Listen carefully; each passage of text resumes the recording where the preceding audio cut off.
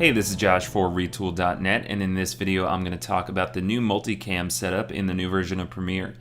So I have 3 clips here, and they're very professionally shot clips of this beautiful cat here, and basically I just have them shot from 3 different cameras, an SLR, a point and shoot, and an iPhone. So basically I'm just going to select all 3 of them, and the new way to set up a multicam sequence is just to right click and hit create multi-camera source sequence. So I could sync based on in points, out points, or time code if the clips all had matching time code, of course.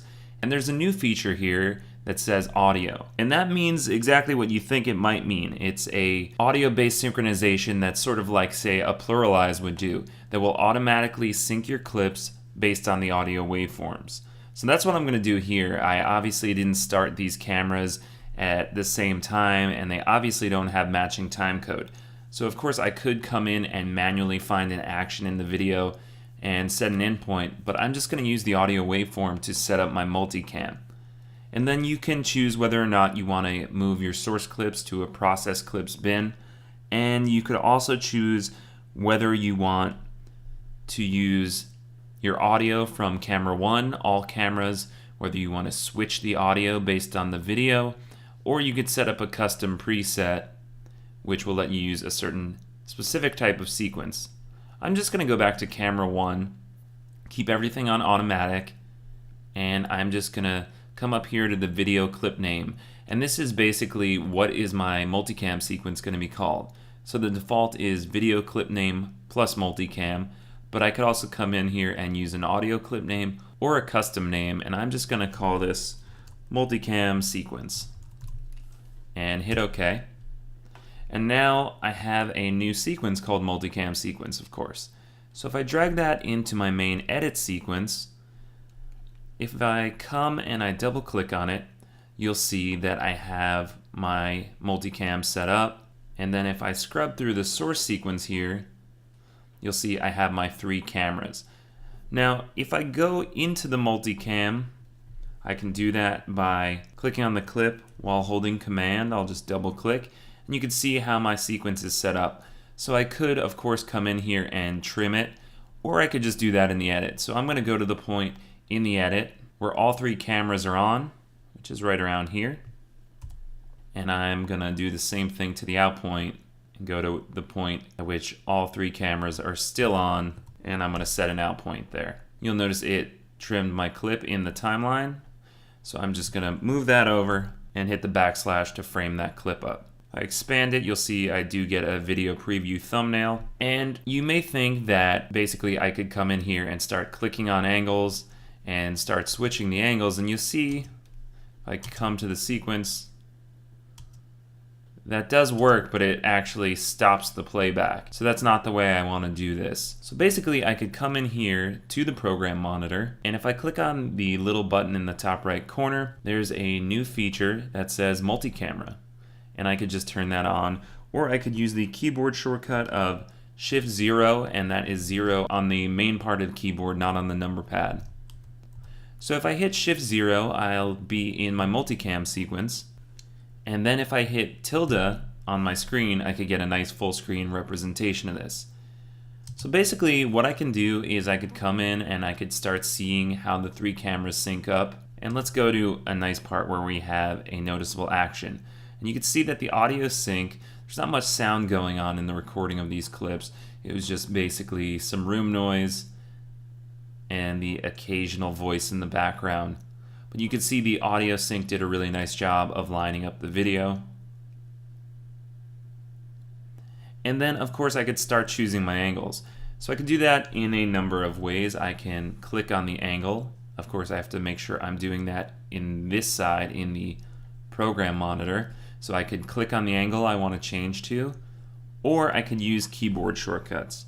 So if I hit Control K, that's my custom keyboard shortcut to, of course, open the keyboard shortcut dialog. And then if I search for the word camera, you'll see there's shortcuts for cut to camera 1, cut to camera 2, cut to camera 3, etc. And of course I could just hit Control 1, Control 2, Control 3, and so on. So now I can just come in, I'm going to come back to the start of my sequence, hit the tilde key to make it full frame, and then I'm just going to hit play. And then on my keyboard, I can say switch to camera 1 with control 1. And I'm going to switch to camera 3 there, camera 2, camera 1, and so on. You get the point.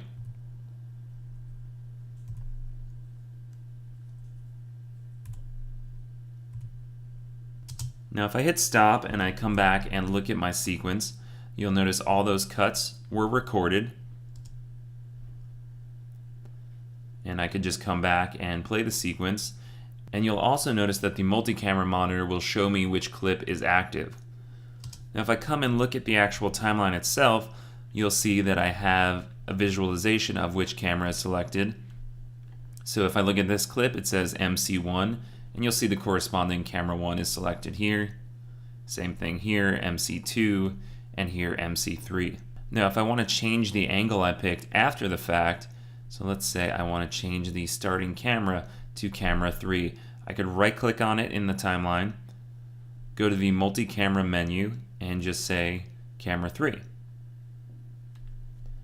So now let's say this is my perfect edit here, and I want to go off and I want to send it to an XML or an EDL so I could send it to the colorist or another editor. Basically, I want this to be understandable information with timecode, referencing the original clips, not a nest, which essentially the multi-camera sequence is.